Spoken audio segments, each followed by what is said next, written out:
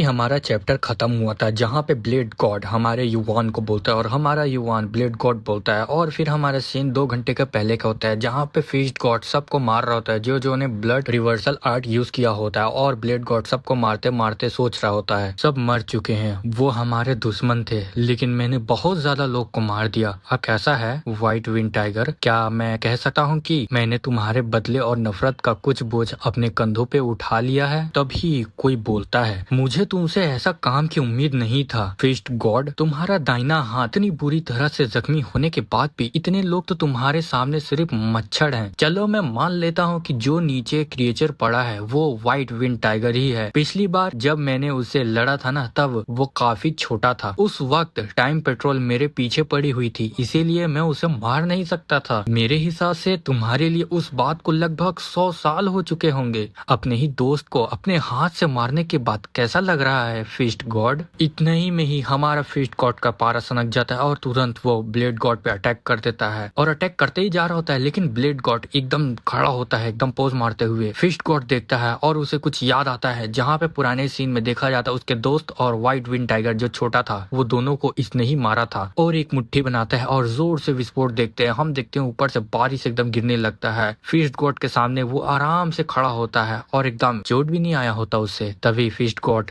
सोचता है मेरा एक भी अटैक इसे सिंगल स्क्रैच तक नहीं ला पाया, बट मैंने ये पहले भी सोच रखा था। चलो ठीक है तब मैं अपना सब कुछ लगा दूंगा एक सिंगल स्ट्राइक में। और हमारा fist god white combat fist the supreme attack करता है हमारे ब्लेड गॉड पे और ब्लेड गॉड पे सीधा पड़ता है और बहुत ज्यादा पावरफुल ये अटैक होता है। आसपास का तो चट्टान टूटने लग जाता है और ये अटैक जा ही रहा होता है और हम एक देख सकते हैं ये अटैक जहाँ पे जमीन छेद के पानी आने लग जाता है और हमारा फिस्ट गॉड काफी थक चुका होता है। तभी एक ऑरा आता है जिससे हमारा फिस्ट गॉड को समझ नहीं पाता लेकिन उसके पीछे जितने चट्टान है ना वो भी कट चुके होते हैं। तभी हमारा फिस्ट गॉड जैसे कुछ समझ में आने वाला होता है तभी वो हैरान हो जाता है क्योंकि उसका हाथ कट चुका होता है। तभी ब्लेड गॉड बोलता है सिर्फ ट्रेनिंग के दम पर मार्शल वर्ल्ड में इस लेवल तक पहुंच जाना काफी इंटरेस्टिंग है लेकिन मेरे पास अभी तुम्हारे साथ खेलने का वक्त नहीं है क्योंकि अभी मुझे किसी से मिलना है। और इतना बोलते ही हमारा सीन करंट का हो जाता है जहाँ पे ब्लेड गॉड ने युवान को बोला था कि तुम्हें देखे हुए काफी लंबा वक्त बीत गया है, नहीं शायद मुझे ये कहना चाहिए था कि तुमसे मिलकर अच्छा लगा। हमारे युवान काफी हैरान हुआ रहता है। तभी ब्लेड गॉड उसका नाम पुकारता है डीमन गॉड। तभी हमारा युवान सोचने लग जाता है क्या मुझे उससे कुछ भी तो महसूस ही नहीं हो रहा, ऐसा लग रहा है जैसे वो खुद कुदरत का हिस्सा हो, मुझे उससे कोई इमोशन भी फील नहीं हो रहा। नहीं ये ज्यादा ऐसा लग रहा है जैसे उसके अंदर इमोशन नाम की कोई चीज भी नहीं है। यही वो इंसान है जिसने स्वॉर्ड डीमन से लड़ाई की थी, वही जो फ्यूचर से आया है। तभी हमारा युवान ब्लेड गॉड करके नाम लेने वाला होता है। तभी ब्लेड गॉड उसे रोक देता है और बोलता है रुको जरा, और तुरंत पैर पटकता है और पैर पटकने से ही बहुत जोर से ग्राउंड में एनर्जी फैल जाता है और ये अटैक देख के युवान को समझ में आ जाता है कि ये तो फिस्ट गॉड का अटैक है। तभी ब्लेड गॉड बोलता है इस एनर्जी को कंट्रोल करना बहुत ही मुश्किल है, मैंने आज तक किसी को सिर्फ मुक्के की टेक्निक से इतना स्ट्रॉन्ग बनते नहीं देखा, मरने के बाद भी वो वही खड़ा है एक पेड़ की तरह। तुम्हारे पुराने मास्टर के बाद उसके अंदर सबसे ज्यादा फाइटर वाला घमंड और प्राइड था लेकिन मुझे पसंद आया। ये सुन के हमारा युवान सोचता है वो तो ऐसे बात कर रहा है जैसे उसने पहले ही हेवनली डीमन से मिल चुका हो लेकिन ये इंसान। तभी नरेटर हमें बताता है युवान को उसे देखकर एक अजीब सी बेचैनी महसूस हुई। वो पहला ऐसा असली फाइटर था जिसे उसने दिल से माना था लेकिन जब ब्लेड लॉर्ड उसकी तारीफ कर रहा था तब युवान को उसकी आवाज में एक भी इमोशन महसूस नहीं हो रहा था, इसीलिए उसे ऐसा लगा कि जैसे उसका मजाक उड़ाया जा रहा हो। तभी ब्लेड गॉड से युवान बोलता है कि तुम ऐसी बातें कर रहे हो जिन्हें तुम खुद सच में महसूस भी नहीं करते। ये सुन के ब्लेड गॉड बोलता है तुम ऐसे सोचते हो ये तो अफसोस की बात है लेकिन मैं समझ सकता हूँ, मैंने बहुत ज्यादा लंबी जिंदगी जी ली है, वक्त के साथ मेरे अंदर जो इंसानी इमोशन थी वो भी कम हो गई है। तभी युवान को कुछ महसूस होता है और वो देखता है ब्लेड गॉड को क्योंकि बारिश की बूंदे ना उसे छू भी नहीं पा रही होती और युवान सोचता है ऐसा नहीं लग रहा कि वो अलग ही चीज का है बल्कि बूंदे उसे टकरा कर वापस फिसल रही है जैसे कि उसके आसपास हवा की एक पतली दीवार हो और पानी उससे टकरा कर स्लाइड होकर नीचे जा रही है। तभी ब्लेड गॉड बोलता है वक्त बहुत अजीब है, 10 सालों में नदियां और पहाड़ तक बदल जाते हैं लेकिन सिर्फ वही नहीं तेज तूफान भी आखिर में शांत हो जाता है। ये सुन के युवान बोलता है आखिर तेरा बोलने का मतलब क्या है बे? ब्लेड गॉड बोलता है गुस्साने की जरूरत नहीं है, लगता है अब हम अलग पोजीशन में खड़े हैं। ये काफी नया और रिफ्रेशिंग लग रहा है। एक डीमन गॉड जिसके अंदर अब भी इंसानी इमोशन है। उस वक्त तुम सच में एक डीमन गॉड जैसे थे, नहीं एक पूरे शख्स, एक एब्सोल्यूट रूलर। तभी हमारा युवान बोलता है कि तुम तो ऐसे बात कर रहे हो जैसे कि तुम मुझे बहुत पहले से जानते हो, मैं तुमसे पहली बार मिल रहा हूँ। ब्लेड गॉड बोलता है, मैं सोचा था तुम्हारे बराबर खड़े होने का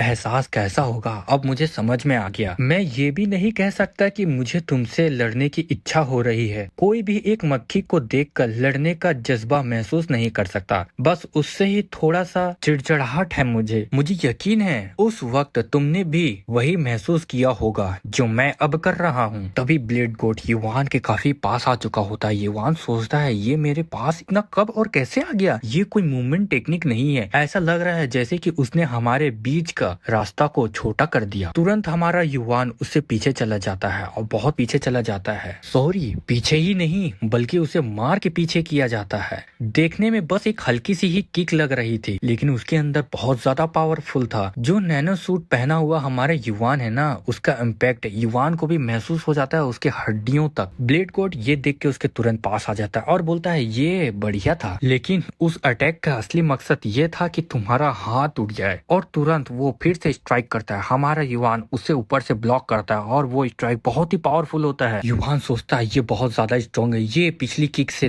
2 नहीं 3 गुना ज्यादा स्ट्रॉन्ग थी। मैं अपनी 10th मिस्ट्री की के साथ भी मुश्किल से इसे ब्लॉक कर पा रहा हूँ, मुझे इसे रोकना ही होगा। और युवान उसे रोक रहा होता और बहुत जोर से अटैक होता है। तभी नैनो से पता चलता है कि हमारा युवान का दोनों हाथ का हड्डी टूट चुका है और वो नैनो उसे तुरंत ठीक करने लग जाता है। ब्लेड गॉड बोलता है आर्मर नहीं टूटा, ये कोई आम आर्मर नहीं है। नहीं, तुम फ्यूचर की टेक्नोलॉजी से बना आर्मर कैसे पहने हुए हो। ओ भाई क्या ही सस्पेंस था। इस सस्पेंस के साथ ये भी चैप्टर खत्म हुआ। काश मैं इसका जो राइटर है ना उसको भी खत्म कर देता, साला ऐसा सस्पेंस पे जाके छोड़ के जाता है। चलो ठीक है, नेक्स्ट चैप्टर जब भी आएगा अपन डाल देगा। तब तक के लिए लाइक और सब्सक्राइब करना मत भूलना।